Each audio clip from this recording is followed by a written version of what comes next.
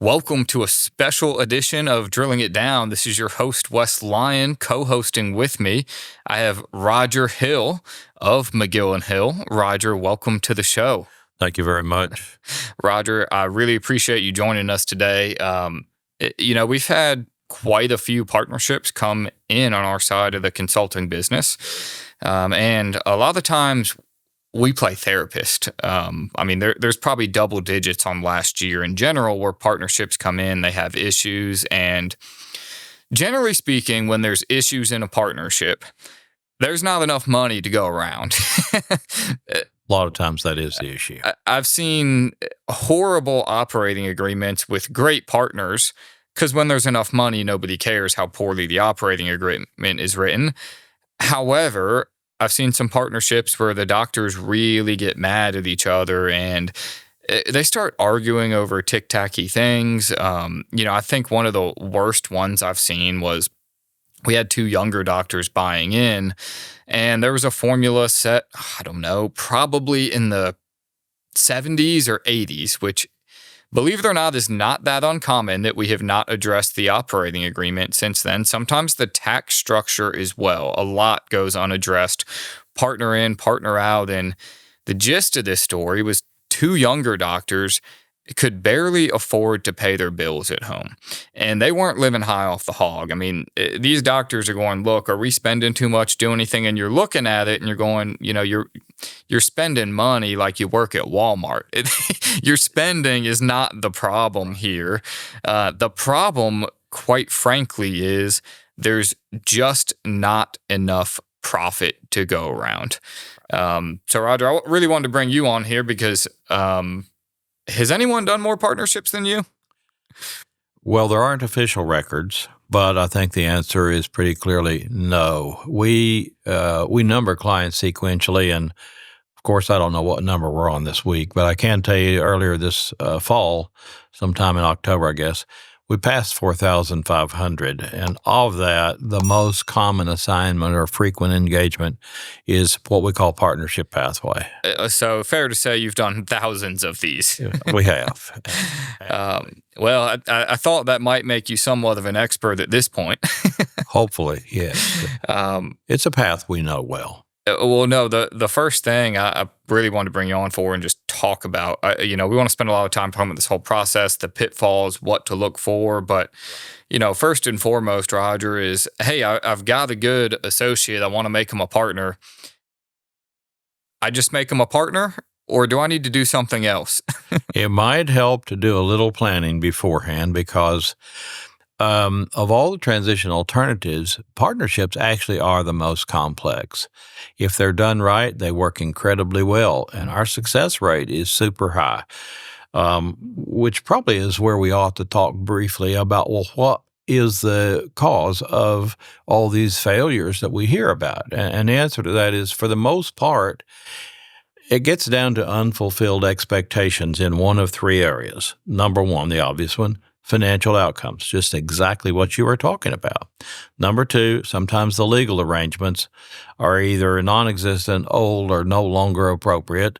And number three, sometimes people leave out a step in the planning process, which, as you might imagine, isn't helpful. So the planning protocol that I'm happy to unwind on our time here basically addresses itself to that cause. In other words, we want to establish in advance likely financial outcomes and review them with the doctors, legal arrangements, review them with the doctors. We're not going to let anybody leave a step out in the process, and it works well, and it has for years on end. No, well, perfect. Well, I think the official term you use for it is a pathway to partnership. Is that right? We call it partnership pathway planning. It's not that clever, but it's pretty accurate. It's funny. I've always viewed marketing of what do people need and let's give it to them. And that seems like a perfect name for it. Now, I kind of pass them off to your group, but one of the biggest things before I pass somebody off that I bring up is a trigger point. And the reason I bring up a trigger point is, basically if we've got a pie and it's feeding one person, now having a pie and have it being a full circle is one thing. You might get one of those little take home 4-1 pies. Yeah. And I think a lot of the times the problem is we have a little take home 4-1 pie, and all of a sudden we're going to split it and we're only getting 2 bites each. And maybe on dessert, if I'm trying to lose weight, that's going to work well. However, when it comes to splitting profits, going from one happy owner to 2 unhappy owners is not a good outcome. So I always tell them, look, before this person can become a partner, we need to make sure that the pie is big enough for both people. And you do that with something referred to as a trigger point. So you can talk a little bit about, these are kind of basics of, I think, why you need planning. This is the number one reason in my mind you need to get a plan. Sure. But you talk to me a little bit about, hey, what is the trigger point? How does it, function? Sure. Happy to. So what we're going to do here is just kind of pluck out of the larger protocol one item that we call a trigger point. So the answer, what a trigger point is all about, is simply the answer to a blindingly simple question. And the simple question is, how much growth above the current top line revenue does it take so that when our associate doctor buys into the practice, the senior doctor, the senior partner now, doesn't see any meaningful change in his or her financial benefit, and at the same time, the new partner, the used-to-be associate, is making at least a little more than they were as a non-owner associate, even after they've paid each year for the cost of the buy-in. So a different way to say this, Wes, is that we're far less focused on some arbitrary number of months before the buy-in begins, and far more focused on doctors. You get it to this level, and our associate, you need to be doing about this amount. It'll work every time. Oh, awesome. Well, yeah, that in my mind is always the starting point. Look, if you're trying to bring on a partner, you better hire somebody that's not simply going to put it together, collect the fees, and end up, because what we see, and this is what leads to those stories I talk about, is, okay, all of a sudden, in this particular practice I was referring to at the beginning, there were already 3 partners and they were going to bring on a 4th. And we already got 2 unhappy ones. Yeah. And now we're going to add a 3rd unhappy one to the mix because there wasn't that proper planning. But the trigger point, that's one item. That's one out of the larger planning protocol, but it's critical because what it means, Wes, is that the doctors aren't going to trigger the buy-in too early, but it also means they're not going to wait longer than they have to. So it's a lot of comfort. Now, in this scenario, now correct me if I'm wrong, I'm not involved in this from a day-to-day, but let's just say we have a practice, it probably wouldn't be unheard of. We've got a general practice, bread and butter, and we're doing $1.4 million. And we're looking at bringing on this associate and bringing them to become a partner. And $1.4 million is not going to feed 2 mouths. Maybe it feeds 2 doctors, but then you got the spouses. It ain't paying 2 mortgages, a loan payment, taxes, all of that. So we're going to need that practice to grow. You'll have to have some growth, and the key is how much. So I'm just going to make up a number. For those of you out there, do not take this number. Every practice is different. Overhead, it's going to be a big factor on it. What doctors need to make, a ton goes into it. But Roger, I just want a clean example here. Let's just say this practice needs to get to 2.5 million. Okay. So you bring the associate in, or you tell me, hey, we're going to need to get to 2.5 million before you're able to buy in. Now, the first thing out of the associate's mouth is going to be, so I have to grow your practice and then pay for it? So how do you handle the associate being charged with growth, the doctor also being charged with growth, but there's certainly an increase in total value from starting point to end point? How do you handle the associate not feeling like they got gypped or they had to buy their own practice? Right.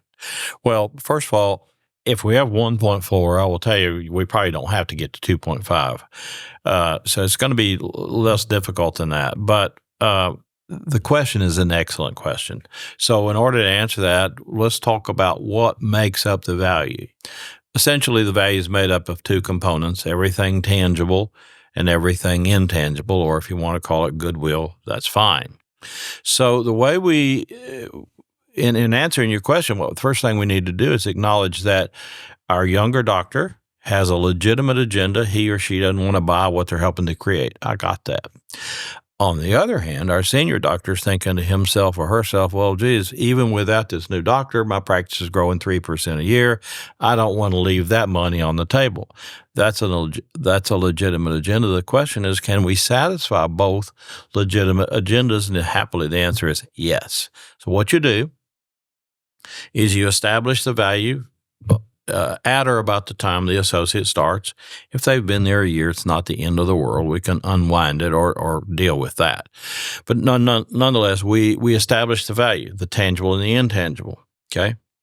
Now, in establishing that intangible value, we build in the growth that the senior doctor would have had on the solo basis before this younger doctor joins. So let's make up a number. Let's say that his or her nominal growth rate was 3.5% a year. So when we establish the value, the revenue line grows at 3.5%. So our senior doctor's not leaving out any of the growth that would have happened without the new doctor. When we get to the trigger point, the only part of the value we update is the tangible. So the updated value is the sum of the then current tangible. Maybe new equipment's been bought, some debt's been paid down, those kinds of things. But the intangible part is what was established at the outset that includes the senior doctor's growth rate that would happen. And that way everybody's agenda, both are legitimate agendas, everybody's agenda is satisfied. So when the purchaser buys in, they essentially don't pay for the increase in value. The updated value is the sum of the then current tangible plus the original intangible value. So it takes care of both doctors, and we've seen that work time after time after time. Well, perfect. But that's a big one because I've seen all sorts of things, and I've seen it happen all sorts of ways too, where, the numbers just arbitrarily set. And yes, I've seen those too. They don't work, by the way. Sometimes you look at the buyer equation of it and you go, well, that value should have been updated. You got the deal of a century. I probably wouldn't mention that one for 5 or 10 years to the selling doctor. Let them get happy beforehand. Other times, though, we see that the value was set off some arbitrary number, and that arbitrary number may have been too high. And that's where it really puts a buyer in a bind. And, the seller bought in for that value, so they think it's worth that, and they don't see the problem. But the buyer's having a cash flow problem. I always tell people, when you enter into a partnership, you're getting married. So now you're married at work and you might be married at home. You're going to have 2 marriages to deal with. Yeah, and sometimes the one at the office is the more difficult one. So, but what in talking about this, you're bringing up something that's really important, and that is, as you know, our valuation studies are 50 to 60 pages of exciting late-night reading, but every valuation study has a built-in limitation of a real significance. And the built-in limitation is there are 2 questions it's never going to consider and certainly won't answer. Question 1, if your name is Dr. Senior, let's be a little more creative. How about Dr. Been There, okay? His or her question is going to be, well, look, if I sell Dr. Al New, that's our other doctor, Al New, if I sell him or her a fractional interest in my practice, am I better off financially? Am I at least going to not have my financial benefit eroded, or would I actually start going backwards? That's a dynamite question. Valuation studies just don't go there. Second question I won't answer. If your Dr. Al New, his or her question is, look, Mr. Hill, once I'm a partner and I'm helping pay some of the overhead, and if we run out and buy some new equipment, well, I get the thrill of helping to pay for it.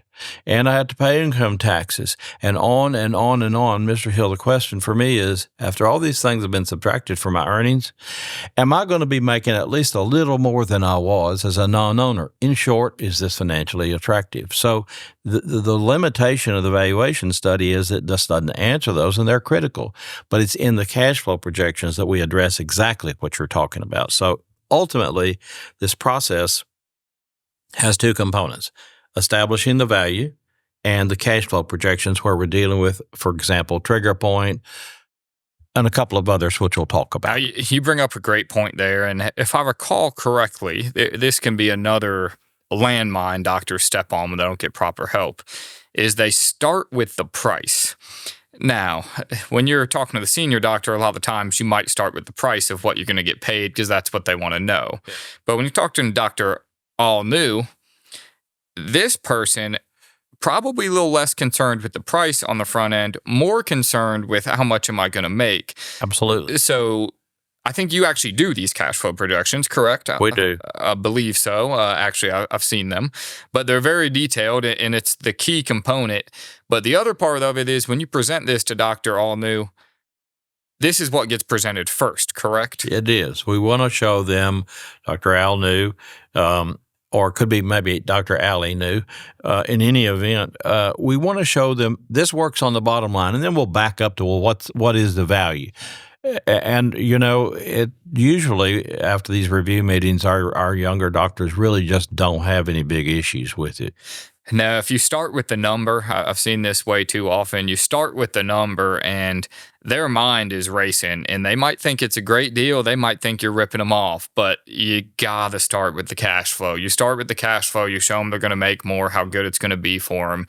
And typically there's going to be a whole lot less issues than you saying, hey, you're going to go get $1.25 million from the bank, or you're going to pay me $1.25 million on internal buy-in. Or some combo, yeah. Some combo of that. It very well may be worth it, but they're not going to hear it. Perception and reality are two different things. So, well, let me just give you a little anecdote here about that. So this is called imprinting, and most of you have taken enough biology courses, you know precisely what I'm talking about. But imprinting is when a little baby duck's born, whatever the first thing it sees, it assumes that's its mother. So, and you can't get it out of their head. So it's the same thing. If you say to Dr. Al New, it's $1.25 million, that's the last thing they hear. You can put the cash flow projections in front of them, go over it endlessly. They never get that thing out of their head. Whereas if you show, look, here's how it works, here's how we're going to allocate the income, here's the trigger point, here's the structure we'll use for the buy-in, and then back up value, it becomes much less of an issue. Definitely. And I've even seen myself and a couple other accountants, we all got a call from the same young doctor who just bought into a practice. And he was trying to hire us to be forensic accountants to prove fraud in a practice, and quite entertaining for all of us. He got a couple people to bite who didn't understand orthodontics. But those of you who aren't orthodontists, in orthodontics, collections typically trail production by a year. People are on monthly payments, 12 to 18 months, but pretty typical, well-established practice. If you look at production the prior year, collection the current year. So this doctor, he swore that they embezzled $200,000. And, I get on the phone and I'm going, hey, Dr. So-and-so, can you send me production year by year and collections year by year? And lo and behold, boom, boom, boom. And, this doctor's over there accusing the senior doctor of stealing from him. And the senior doctor is not doing anything of the sorts. But nobody had ever reviewed cash flow with them to understand how an ortho practice functioned. So, just things you can do to make this process as painless as possible. The other thing I love about a trigger point, I've got a couple of these. One you actually put together, and the practice never got there. Okay. It didn't. The associate's leaving to buy a new practice. There's no hard feelings in the situation. Exactly. The senior doctor, he actually went out of his way to say, hey, look, you are within inside the covenant. However, this isn't really going to have an impact on my practice. You came here to be an owner. We're not getting there. We've tried. This is a one doctor practice. Let's sit down and work this out. I really want what's best for you. Yeah. And they're going to leave on good terms versus, hey, I told you could be a partner in 18 months. So I became partner 18 months later. And now both of us hate each other because neither of us have enough money to be happy. Yeah. You can't get two horses. As you know, I moved over here from Texas a long time ago, but You can't have two horses drinking out of a one horse trough. Roger, I heard you were from Arkansas. Well, I was born in Arkansas, but I did escape. So okay, there you are. You ran across the border. Yeah, I did. Did that make you get a visa? Well, nearly, yeah. Now, Roger, I want to come back. I'm going to end on this one by a couple points I want to make before it, but I think we do need to address at the end here. Will the senior doctor be more financially beneficial doing this versus selling in other methods? Because they've got the option. They could sell it outright. They can sell to a DSO, all sorts of things. But before we get there, there's a couple of nitty-gritty things I want to talk about that might stop people from doing partnerships. The first one is, if I am Dr. Been there, done that, and I sell 50%, am I going to lose control? Absolutely not. So here's how this works. Let's just take your numbers earlier. Well, better yet, let's just say it's $1 million. The value of the practice is $1 million. Now, please don't attach any significance to that other than it's base 10 and I can whip it around in my head. Beyond that, there's no redeeming feature to the million. So anyway, $500,000 to buy in for, we'll say 50%, just to make this simple. Well, part of the financing probably will come from a bank, but not all of it. And so what happens is, as long as our new Dr. Al New is paying money to buy into the practice, to pay for the fractional interest, our senior doctor, Dr. Been there, is the managing partner. And even if he or she sold 50%, in the event of a deadlock, the managing partner has the tiebreaker vote. So typically, the time it takes to pay off a buy-in is 7 to 10, 10 being more common. So it's going to be a long time before there are ever any issues of that sort. And by that point, there's not going to be a trust issue. Yes, and if there is a big trust issue on the front end, or that's a whole different thing. Sometimes it's a gut check here on, maybe the partnership's the right idea, but maybe I got the person wrong. Now, another quick one, I don't want to spend too much time on getting the right person, but Roger, I think you taught me this one. I now do it with all my hires. I believe there is a way, and there is I call the species a gender, maybe, that's a little more intuitive than our gender. So how do you usually handle or tell doctors to handle making sure you don't have we'll call it a personality conflict? Yeah. So provided that you're a male, ladies don't, the female doctor, the women doctors don't need to do this because they've got it. But what this is about is the following. And then I put it in the book I wrote for the ADA, and I called it the acid test. So basically what you do is, let's just set up a hypothetical. Dr. Ben there is bringing in Dr. Al New, and Dr. Ben there wants to know in advance, is there likely going to be a personality issue between me and Dr. Al New? So the way we solve this is we tell Dr. Ben there to take Dr. New, and if he's married, fine, take the spouse, or if she's married, take the spouse, either way, out to dinner. Now, after dinner, when Dr. Ben there is alone in the car with his wife is going to tell him if there's going to be a personality conflict. And let me just tell you, they're almost never wrong. So it actually works quite well. So you can see why I said if you're a woman, you don't need this, but if you're a guy, you need it. Yeah, they seem to be a little more intuitive when it comes to people than we are. Yeah, they just pick up stuff we don't. Definitely want to get the right person in there. So couple other things kind of related. And I'm going to throw two questions. I'm going to give a little background, too, about how we typically work with clients here. Absolutely. So the two things are, hey, will I be able to sell my remaining interest when I retire? And will this be financially more beneficial than other transition alternatives or remaining solo? Now, we actually, it's kind of answered on two sides of the house. So for those of you that are unfamiliar and maybe listening to us for one of the first times, or maybe been listening, reading the newsletter, and don't exactly know what we do behind the scenes. Here on the podcast today are two of the three partners of the McGill & Hill Group. Myself, Wes Lyon, and Roger Hill. The third partner is Blake Hassan, and Blake is the attorney. So, as we're doing these operating agreements, we talk about how to split profits, everything. Great, we can talk about it and create it, but neither of us are attorneys to actually put it into a binding agreement that protects everybody. And also, we're going to come back to that on, can you sell your remaining 50%? Because there's also a legal binding part of that as well. But here at the group, really we work with dentists only to reach their financial goals, cut their taxes, transition smoothly, make sure that, they have the most financial success they possibly can. And as a group, we've been at this about 40-something years at this point from when John started. So each of us has our own specialty, and we work in tandem to get doctors across the goal line. Absolutely. Well, I want to comment. I'll tell you what. We'll handle the questions in the order you asked them. So, Dr. Ben there gets on down toward his or her retirement, and the question is, can Dr. Ben there sell his remaining percent? We'll say it's 50%. Doesn't necessarily have to be. The answer is absolutely, because in the legal documents, it will provide that in the event of his or her death, disability, or voluntary retirement, Dr. Al New is obligated to buy out Dr. Ben there's interest.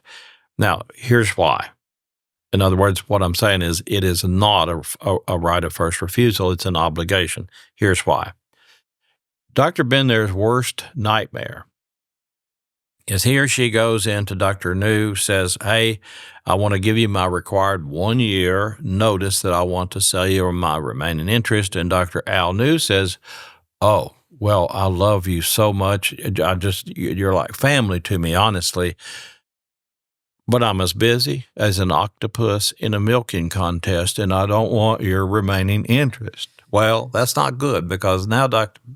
Ben there has got to get out on the street, find somebody to whom he or she can sell that interest, and get that person and Al New on the same page. This is not going to be easy. So This is an arranged marriage. In a sense. So, and frankly, from Dr. Al New's point of view, it's not a brilliant business strategy to allow your retiring partner to choose your future partner. So there are a lot of rules. You can't drop it on them instantly, and on and on and on. But it is an obligated buyout. Now, Roger, a lot of times we're going to get into economics. Is this a financially better decision? A lot of times I encourage doctors to enter these partnerships if it's financially beneficial for them because of this provision in there. And it really depends on where your practice is. Look, if you're here in Charlotte, North Carolina, you don't need to worry about selling your practice. That thing is going to sell by the time we record this podcast if you want it sold. However, let's say you never got a visa and you never escaped Arkansas. Okay. Now, Roger, in that case, don't get me wrong, there's a lot of people, and we tend to like those kind of places. However, not every doctor does, and even worse, not every doctor's spouse does. There is that. So sometimes, you might be in a small town, 20 or 30,000 people, and you've got a great practice. However, you're trying to sell the practice, and you may not have a ton of buyers coming about. So here comes this associate or somebody interested in your practice, and maybe you are 5-6 years away from retirement. At that point, it's not a good idea to jump into the partnership just for it. However, if the practice can grow, you can afford it, you're looking to cut back, oftentimes from my side of the house, I will say, hey, because you can't afford it, because you want to cut back, and because this doctor is gung-ho that they want to be here, this would be a really good idea to enter into a partnership, because you'll enter the trigger point, you'll get half the value up front, which will it'll have to grow, so the value will increase, but then you will get to pick when you leave. You won't be sitting here for 3 years, or this happens sometimes too when we're selling practices in the middle of nowhere, is go, hey, somebody on your team gives them a heads up. This could take 18 to 24 months to sell. But lo and behold, Dr. Al New has been waiting for this practice to come on the market. So you thought you had a year and a half to leave. And now Dr. Al New goes, hey, He's in the parking lot. He's in the parking lot with a check in his hand. And you're going, well, I didn't really want to leave today, but I'm not real certain somebody else is coming around in the next 2 years. So what do I do? So a lot of times that provision in there actually leads me to really want to do these. Like, for example, we have another group did it, and the younger doctor was able to buy in a quarter, which was great. The senior doctor, he could afford it. There was no issues there, but there was not a provision forcing this young doctor to buy the remaining 75% of the practice. So I had to look at him and go, hey, we need to sell him the next quarter. And the reason we need to do it is because we need to get this provision forcing him to buy you out in there. You can afford it, but you're going down a dangerous road where you've got a minority partner that may not choose to buy you out. And he may tell everybody that comes in that he hates them and kicks them to the curb on your behalf. Yeah, that can be really, really problematic. So in the documents, basically what's in there is the protocol for how the buyout will be established, the value, on and on and on, but there's no time stamp in there. In other words, our senior doctor, if he or she wants to practice another 5 years, super. If it's 8, super. There's no, you have to sell by this date. But all the protocol is in there. It just doesn't have the numbers and the date. No, so it really does secure retirement for a lot of people. But now that kind of leads into the second part of that, which is, let's say we've got this practice. It is growing. We can bring this doctor on. Okay. Roger, when this whole deal shakes out, and they sell the first half, they remain a partner for 5 or 7 years, and then they sell the second half, will they be in better or worse financial shape from doing this, given, this is my caveat, given you did it the correct way, you had the trigger point, had everything in there, will they be in the same, worse, or better financial shape at the end of the day for doing this? So it's an interesting question because there's a couple of parts to that I want to add, if I might. So these decisions, I'm just going to use you as my example for a minute. It's true. He's 3 years younger than me, but nonetheless, this will work. Okay. So you come to me and you say, look, I'm approaching a time when I need to think about a couple of transition alternatives. My problem is I don't know which one I want. I've thought about selling to a DSO. I've thought about a partnership. I've thought about maybe selling the practice and working back, or maybe bringing an associate in and in X number of years selling the whole thing. That's a tough question, and the reason it's a tough question is think of a circle. Half of this circle is quantitative, half of this circle is qualitative. And what happens? I had a client in this state. She said, "Look, I'm wrestling with this same question, and I'm going around and around and around." She said, I feel like I'm honking at my own tail lights. So I said, look, we can help you. What we're going to do is crack the circle open. I really can't handle the qualitative things. That's up to you and Becca, okay? But I can model out, after we establish the value, I can model out what does it look like with a partnership, a DSO. I'm coming back to this. A full sale and I work back. I get an associate and a full sale, all these. And typically once the you and Becca see the outcome of those alternatives, you're going to know exactly which one you want within a month or so. Believe it or not, works like a charm. Now, more granular. Here's the thing. There's nothing wrong with a DSO if it's right for you. I will tell you this, for every 10 people that come in and say we want to sell to a DSO, they'll get 1 of 3 answers. One answer is, yeah, sure. Second answer is yes, but not yet. And the third answer is no, since it's never going to work for you. So I want to stop and say something. One of our first questions when people circle into us through the transition door is, can you afford a transition? In other words, at the personal level, if you take whatever you think you're going to get out of the sale, add it to whatever you all have saved up, are you going to be financially independent? Can you retire? And almost always the answer to that question is, well, I'm not sure. So what we want to do then is ask Wes and his team, and these people are good. I know I have a bias. I got that, and I admit it, but they're good. We get them over there on that side of the house. figure out their personal financial situation. And maybe it's going to take 3 or 4 years before they're in a place where they can truly afford to retire. So going back to a little larger picture, suppose we're looking at a partnership or a DSO, just for a second. Well, it turns out that by the time you take the gain from the sale of the initial interest plus the amount of time that you're there as a partner, where you'll be making more as a partner in your own practice than you would as an employee of the DSO. Trust me on this. Plus the gain from the sale of the remaining interest. If you add all those differences together, typically speaking, there's not that much difference than a DSO, and you don't have to make all the compromises. Now, I'm not saying don't do a DSO. What I am saying is we like to look at your particular situation, take care of you, and then we'll figure out which is the right one. Does that make sense to you? It definitely does. Yeah. But it kind of sounds like, hey, if I've got the option of a partnership and a DSO, I'm not financially worse off if I correctly do the partnership than if I did the DSO. Almost always the truth. But just to make sure, we're going to model it out to make sure we're not guessing here. It's a big decision. So we want to model it out and say, this is the correct one. No, definitely. And I think that's so for those of you that aren't aware of the economics behind a DSO, you basically monetize your earnings for 5 years, right? They pay you a big upfront amount, but it is contingent on you maintaining that practice and that level of production and working as an employee for 5 years. So you give up the profit for 5 years, but you get it up front. Nothing against that model. It's just, I think some people think, well, I got twice as much for my practice than if I did this partnership route. And it's like, well, not quite. You didn't keep any of the profit the whole time. So because once you're their employee, you're their employee. Well, let's just be honest about this. So there's overhead in a practice, and then there's profit. Now, typically, the owner just takes all the profit.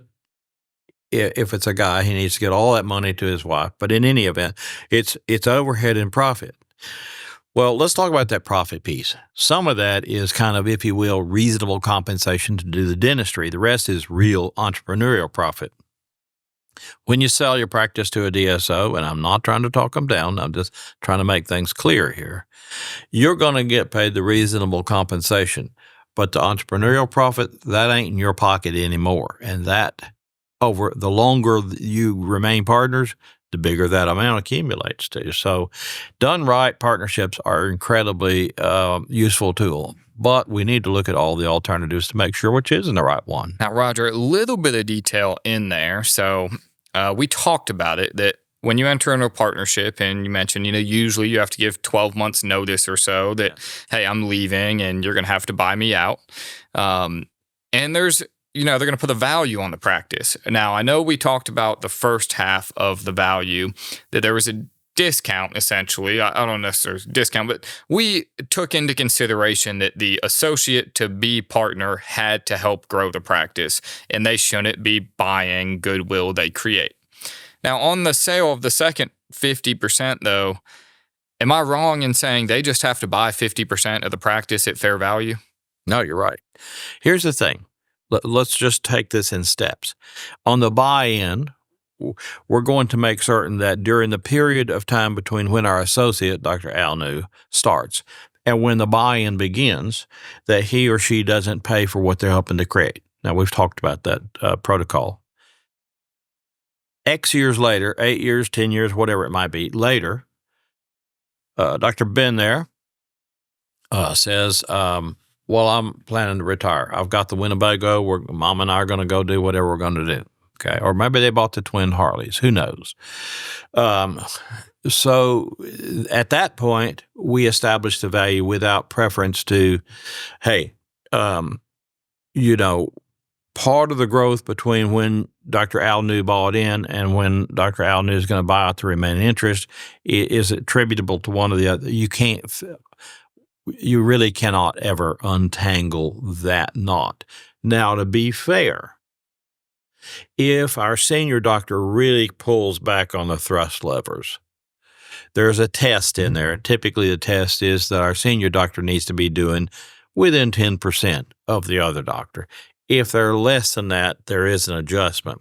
But typically, it's just whatever the new value is times the percentage interest, okay?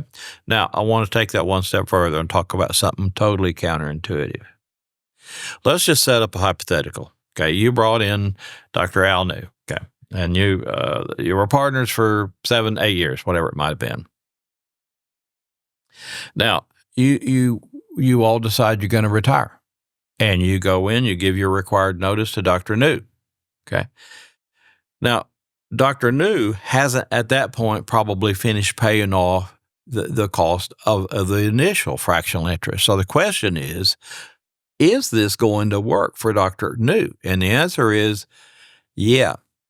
But even though Dr. New goes to the bank and borrows the money to buy out your remaining interest, we'll say it's 50%, it isn't always. But he or she goes to the bank to borrow the money for your remaining 50%, plus the amount unpaid from the buy-in, plus Dr. Al New goes out and hires Dr. Al New too, okay, as his or her associate. Once you do that transaction and run the cash flow projections, Dr. New makes more money than they did as your partner, even with all that loaded in there. And Roger, I think that's correct because we mentioned it in DSO. What's really for sale is the entrepreneurial profit Absolutely. to a DSO. That's not really any different in a partnership or any other type of sale, correct? Suddenly, Dr. New was sharing that with Dr. Ben there. It's all his or hers now. Right. So just to clarify here so everyone kind of gets what we're talking about is the practice value is always based upon the profit above reasonable doctor compensation. So Dr. Al New's loan payment is not based off of what it costs to do that dentistry for the associate. It's based off of after I pay the associate and the overhead, I'm just going to make up a number. Dr. Been There, Done That had $200,000 of entrepreneurial profit available, and that's what I'm purchasing. And that does the cash flow and takes care of the new associate, okay? And it does sound counterintuitive, I understand that, but we've run the cash flow projections literally thousands of times, and that's the way it works out. Now, last quick question for you is, okay, we are to the back end of the partnership. So on a front end, there's different ways of payments. We could do a whole episode. We won't dive too much into detail, but sometimes it's seller finance, sometimes management fee structure, sometimes they go to the bank, sometimes a combo of any which one of those. Now, on the back end, typically, does Dr. New go to the bank? So the short answer is on the buy-in, typically some of it is owner financed through one device or another. We won't get so granular today to talk about what those devices are, but one way or the other, there's some owner financing on the buy-in. On the buyout, it's a total cash out to include not just the value of your remaining interest, but also any unpaid balance from the buy-in. Total cash out. So you and Becca can go do, you can, she might allow you to buy the Corvette you so richly deserve or whatever it might be. Okay. The kitchen. We got to get a new kitchen, right? Sorry. Kitchens are more expensive than Corvettes. So I got it. But no, I think too, for those of you, hopefully we'll see you at the Hinman here in just about 2 months. But for those of you, next time you're at the trade show, if you think, there's no way they're going to the bank, next time you're at the trade show, any dental event, just walk around and count the number of banks sponsoring the thing and ask yourself why they're there. Well, and just for the folks that are listening, the reason they're there is that the failure rate, in other words, the number of loans, percent of loans that go bad for loans to dentists, whether it's a startup, whether it's buying a practice or a fractional interest, the failure rate is less than 0.5%. Well, Wes, if I can go to Las Vegas and roll craps and 99 out of 100 times I'm going to win, I'm out of here. Oh, absolutely. Well, Roger, kind of wrap up here. Covered a lot of the great things today, but I think a big one here is, hey, if you're looking to do a partnership, it can be a great thing. It just needs to be done correctly. Yeah. Planning is the key, correct? Getting it done beforehand eliminates unfulfilled expectations. That's why our process works. It's kind of like getting an engagement before you get married. Nobody, well, maybe not nobody, but most of us would not jump into a wedding blind. And sometimes, though, we see doctors, they get enamored. The associate is, the high school prom queen or king, and they just have to have them. And then they discover on the back end don't work too well. We need an engagement period every time. We need proper planning. But other just couple quick things to remind you if you're listening. Hey, if you sell 50%, you don't necessarily lose control. You don't need to worry about that. You will, if structured properly, you will financially benefit from a partnership. You should not be taking a step back. You will financially benefit from it. And then the associate, when they buy in, they should make more after they service the debt, after or the payment, however it's financed, after they pay the taxes, they should make more. And most of the time, if done correctly, this will meet or exceed all of your financial transition alternatives. Absolutely. And we want to make sure that we have the wider view at the professional and the personal level so that we've got the whole thing totally integrated. Well, this is one. We'll have to have another episode. I know those of you who have been listening, we've talked about varying things at different points in times. We'll have to have a whole another episode on all your transition alternatives. So today, really about partnerships. Really about partnerships today, but I do want to reiterate for everybody is we've always said you should consider every single transition alternative. I'm not saying they're all going to work for you. You're probably going to look at a few and go, that just ain't it. However, you should consider all of them. But a partnership can be a great one. Absolutely. And I want to thank you for hosting this and letting me talk about this. You probably picked up on it. I'm just as passionate as I can be about this. I love what I do. So thank you so much. Now, thank you all for tuning in, and we'll be back with you next episode. All right.